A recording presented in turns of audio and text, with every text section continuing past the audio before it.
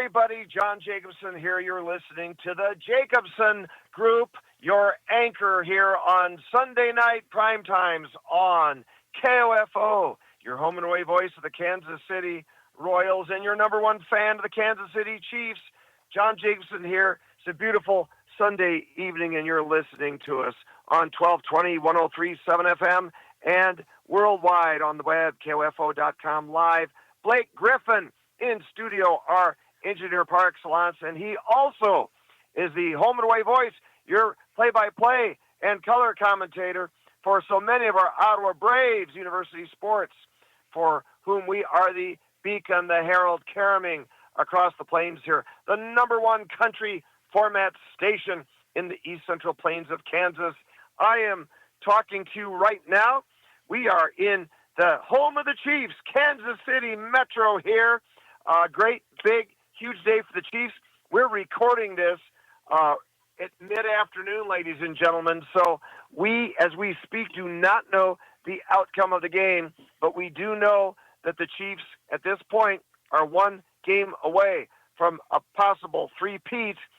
Only Vince Lombardi's Green Bay Packers have done that. Back then, they weren't all called Super Bowls. They were called NFL titles, but he did it in the 65, 6, and 7 seasons with 67 and 68 Super Bowl victories. And I want to tell you guys that we are sponsored by some wonderful folks. Let's, first of all, talk about the great people at Sacred Heart School. It is the beginning of Catholic Schools Week. Let's listen to our friends from Sacred Heart here in Ottawa. Centered in Jesus with prayer and biblical values, Sacred Heart School provides a safe learning environment, challenged through academic excellence. Call Principal Patrick Gear at 785-242-4297 to enroll your child from preschool to 6th grade now. And we are also sponsored by Midwest Renewable Energy, LLC, Jim and Cindy Jandrin, and what a wonderful enterprise that is. Ethanol, renewable fuels, energy for a strong America. It's lean, it's clean, and it's green. Undergirding revenue sectors for our ag families, keeping America's food supply not concentrated in the hands of corporatists, but spread out amongst so many middle-class ag families in the plains and in the heartland in middle America, and also staying away from those dangerous Mideast petrodollars that are exchanged, oftentimes going into the hands of terrorists. Now, keep it here. Midwest Renewable Energy, LLC, and also sponsored by the wonderful people at Life Runners. Jim and Cindy, a big part of that too, the Jandrins. Life Runners. Go to liferunners.org, get your T-shirt, and like the lovely and gracious Deborah Jacobson, my bride of close to 40 years, walk and run for life. Life Runners helps expectant mothers, including babies on the way, helping build a culture of life in America from womb to tomb. Liferunners.org.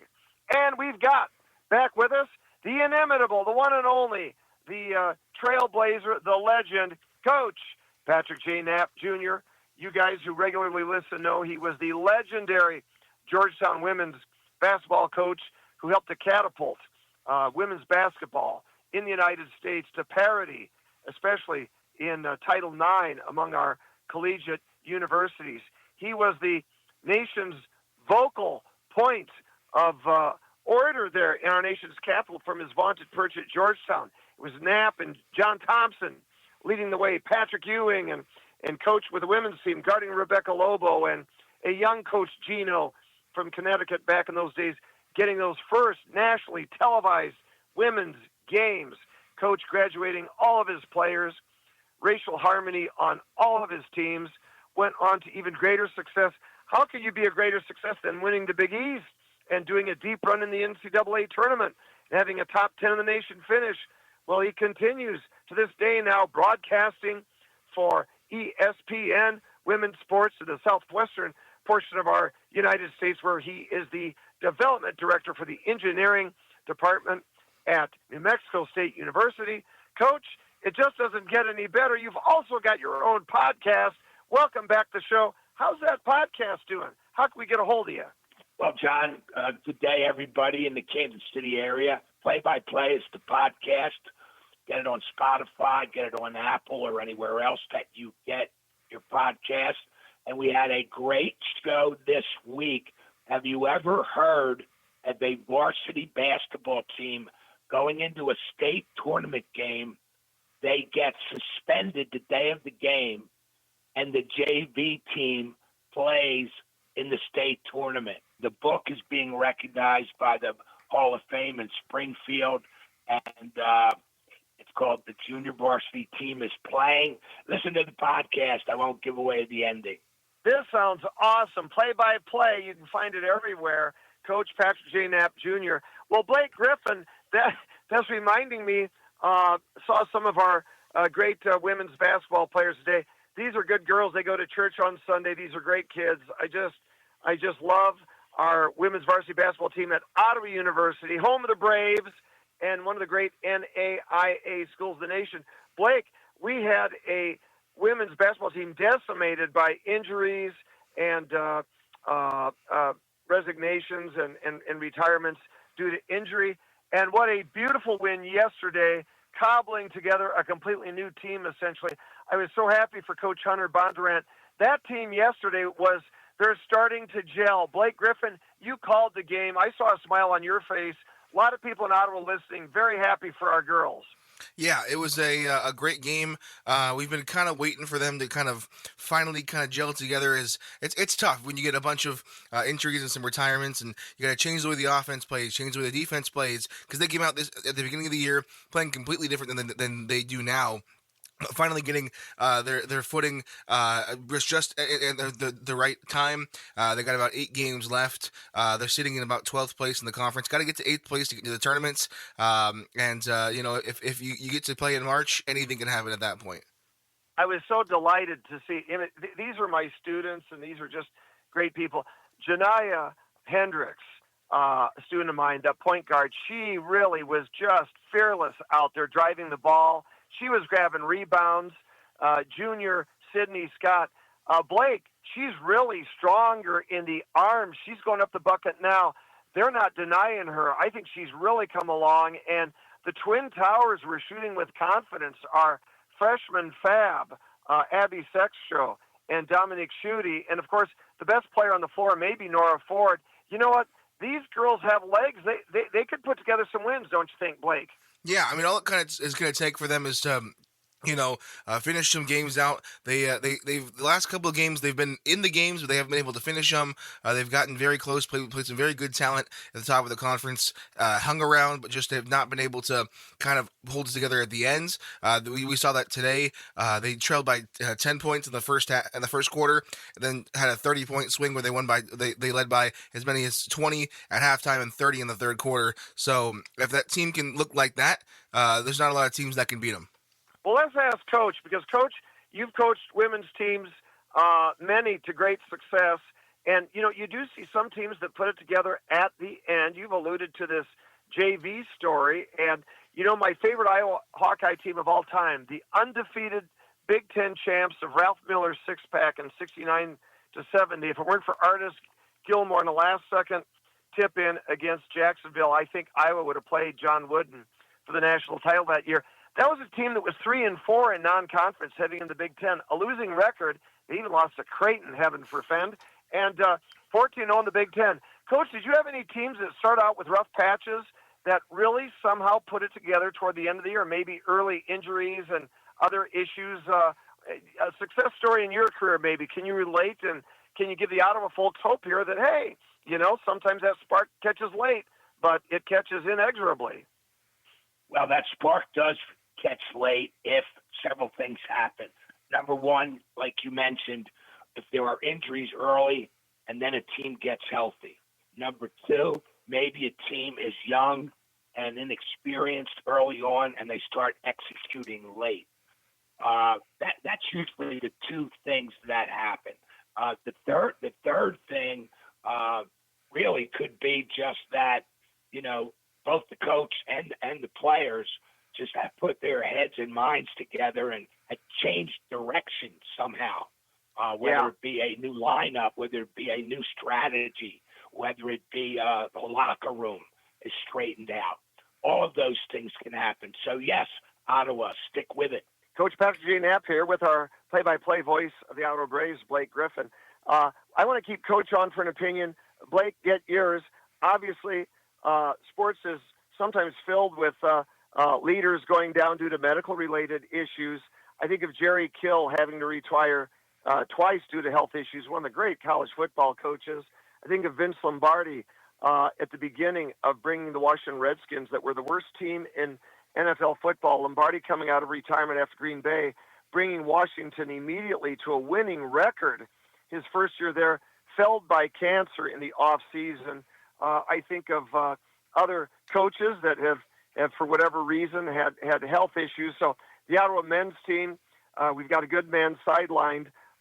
We don't know for how long, but we do have an interim, and his name is Jamie Badish, and I was so proud to introduce him yesterday, not just as our interim men's head coach, but as a brand new American citizen, Mr. Jamie Badish, originally Australian.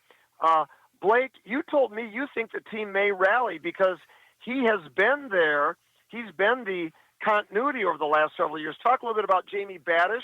The team seems to like him. Boy, they sure seemed to respond yesterday. Talk about that, Blake, and I'll get Coach's take. Yeah, we talked to him after the game for the post-game interview, and he said the team's been through a lot over the last couple of days. I mean, it's tough when you lose a coach. When as good of a coach as Coach Cross is, 350 plus wins at the NAIA level. It's a tough replacement, but like I was telling you, Jamie's been around for a long time. He's been in this program. A lot of people actually showing up yesterday, who he actually coached. A couple of alumni coming back and showing their appreciation for him getting getting to lead this team. It was just a matter of time whether he was going to coach for us or he was going to go get a job somewhere else. Coach Jamie is a phenomenal coach, and I think. He showed that last night. York is a team that we had not beaten in 5 years, and they made that look very easy. They led by as many as 20 points. It got a little shaky at the end. Even he admitted that, as it seemed like the team got a little lackadaisical and kind of wanted to coast to the victory. They did end up winning by 12, but he knew how to rally the troops, and he's got them pointed in the right direction. This is a tough stretch for them as they sit in fourth place, a game out of the tie for second, and 2 games out of first place after they just beat the number 1 team in the conference on Wednesday in their own gym. It's a team that's looking very good, and it's a team that is pointing to the right direction. Jamie's got a great head on his shoulders and a very good basketball mind, though it's just his first time as a head coach. Yeah, 2 huge wins. Jamie's first one yesterday. They're only 2 games out of first. They could make a great run. Coach Knapp, you've also been an assistant starting in your days at Notre Dame. How important it is, I know that my sister thought the world of your assistant coaching staff there at Georgetown, how important it is to have an assistant that's got institutional memory and has already been a force of continuity, finally getting a shot and seeing the team rally. There's sometimes a good mojo that can happen despite, the sadness of medical issues plaguing the head man. Yeah, absolutely, John. I think one of the things that happens is the freshness of a new voice. Although the strategies may be the same, but the freshness of a new voice may be a new twist added to the game plan with the new head person. And finally, I think that, as you mentioned with my staff at Georgetown, if the players love and respect the staff, then you're going to move on and not miss a beat. So I wish the best for Ottawa and the men moving forward. John Jacobson here with you in Titletown. That means in Kansas City, as I see folks in the hotels working their way toward the ball game. We taped this show earlier. Obviously, you're hearing us here at about 6:15, but it's mid-afternoon here in Kansas City. The game's not quite about to begin. People are not far from the stadium here. I am really close here, right on the apron of our Ottawa University campus in Overland Park. Ottawa University, great school. Sacred Heart School in Ottawa. We're celebrating Catholic Schools Week. Let's listen to our good friends from Sacred Heart here and take a moment. Centered in Jesus with prayer and biblical values, Sacred Heart School provides a safe learning environment, challenged through academic excellence. Call Principal Patrick Gear at 785-242-4297 to enroll your child from preschool to 6th grade now. Thank you, Sacred Heart. And ladies and gentlemen, we got to thank Life Runners, Jim and Cindy Jandrin, who helped to sponsor Life Runners. Go on to liferunners.org, get your T-shirt, do what the lovely and gracious Deborah Jacobson does, walk and run for life. They're creating a culture of life, protecting life from womb to tomb. Life Runners, helping expectant mothers and babies along the way. Go to liferunners.org. And we also thank James and Cindy Jandrin. Congratulate them on the birth of their first grandson, Henry. They have 8 children, and their first grandchild, a brand new baby born up in Wisconsin. Jim and Cindy heading up Midwestern Renewable Energy, LLC, ethanol, renewable fuels, energy for a strong America is lean, is clean, and it's green, bringing revenue vectors to our ag families, keeping our food supply safe, not in the hands of corporate concentrationists, and dealing with American buys and sells for energy, not working with Mideast terror states. We love the folks at Midwestern Renewable Energy, LLC. Well, let's take this second half of the show and look at NFL and college hoops. Let's start with the NFL. Coach, you're at a slight disadvantage.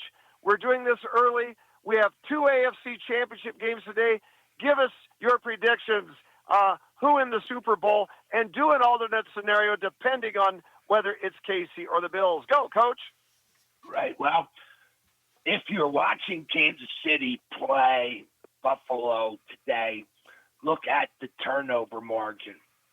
Obviously, always a key in any football game, but the quarterbacks in these games today, both the NFC and the AFC, are all 4-0 with no turnovers in the playoffs, 0 turnovers in the playoffs. Thus, they have all moved on to these final games. I think if Buffalo wins, you're going to see them,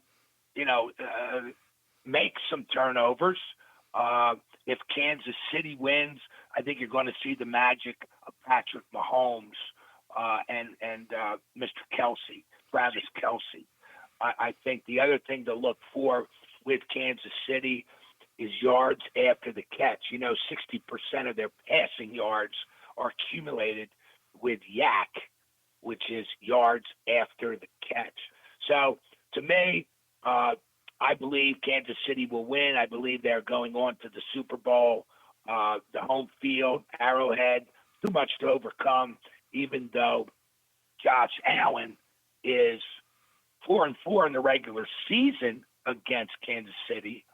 He is 0-3 in the postseason. So take the Chiefs.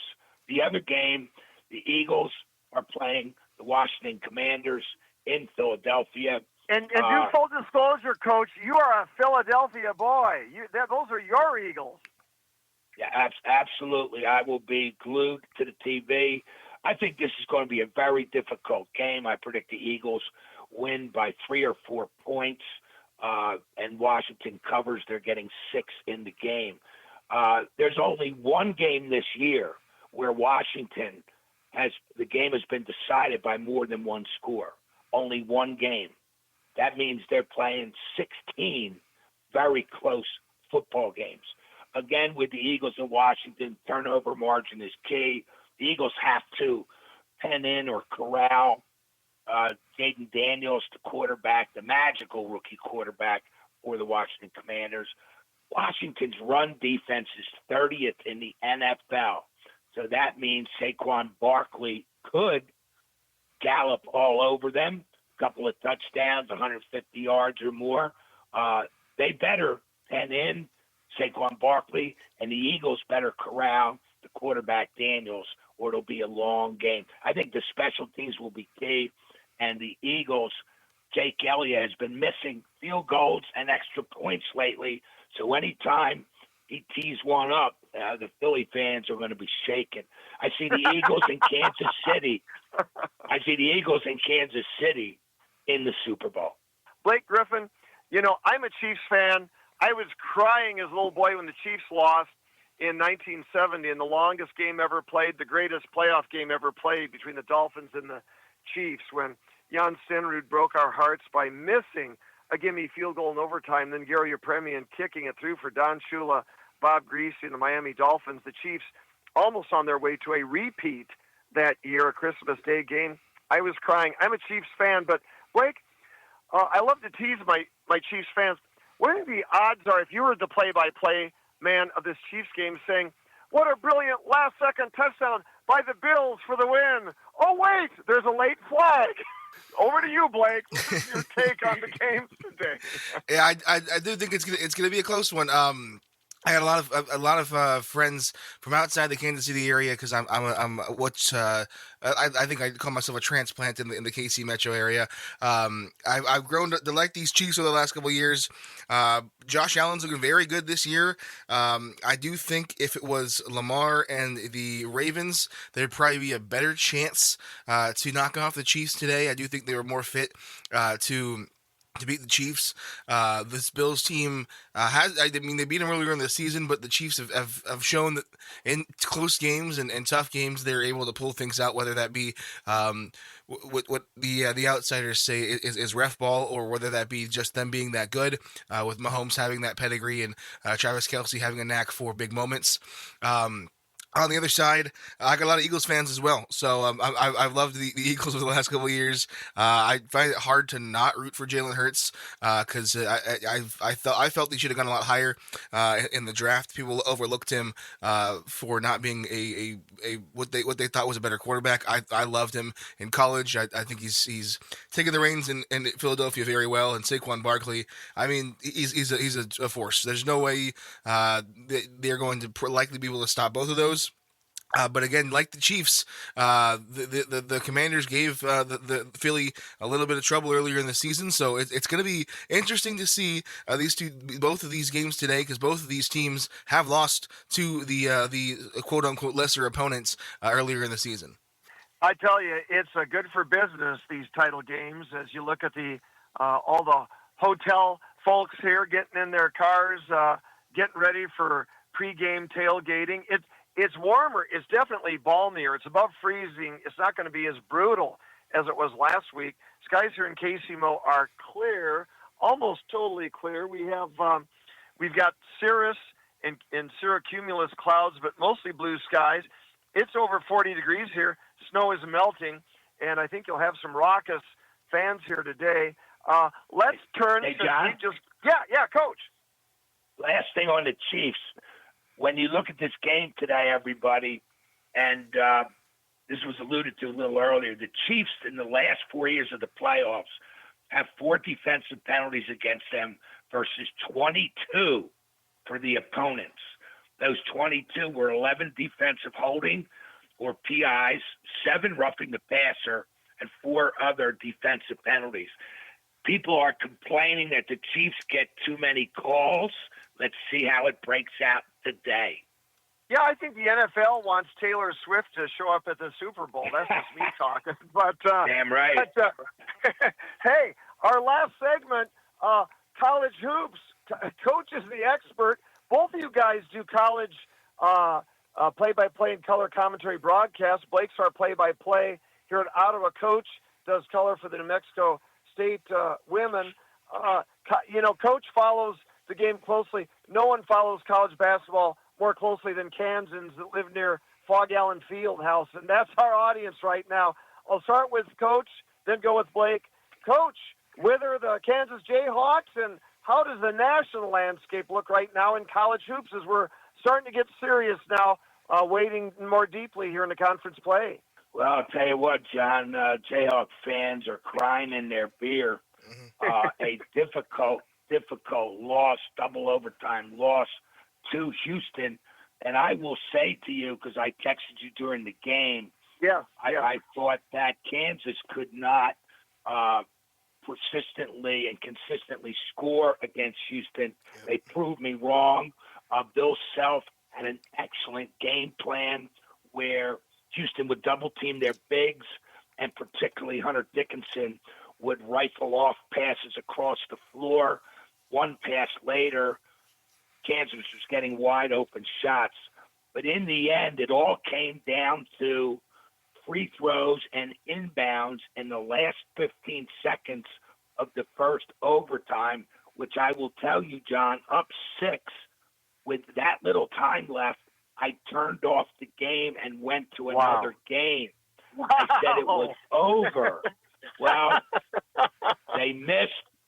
Kansas missed their free throws.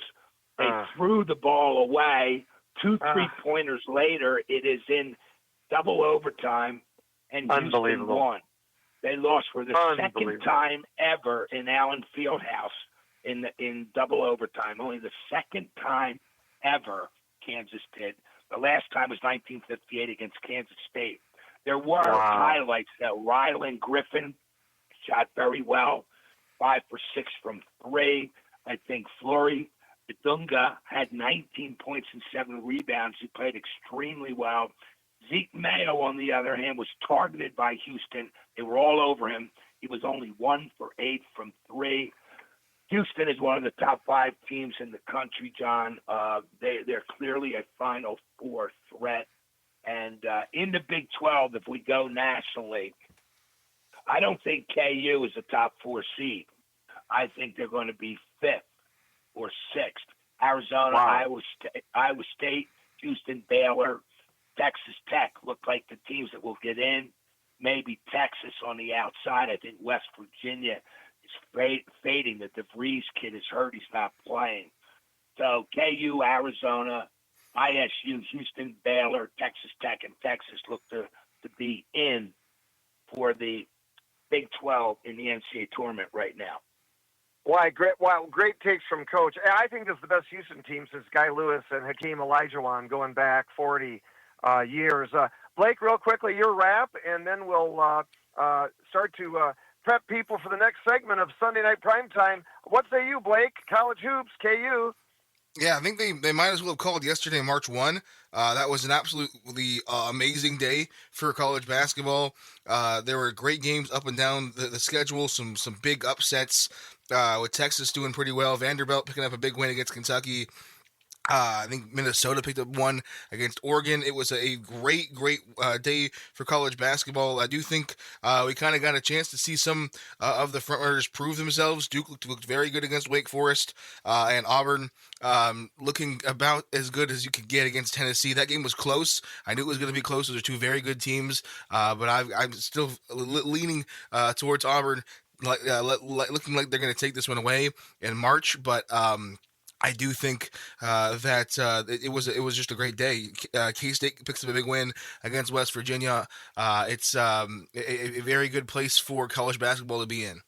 And Blake, when are you on the mic next for the Ottawa Braves? Wednesday. We got Evangel here at home. 5:30 start for the women, 7:30 start for the men.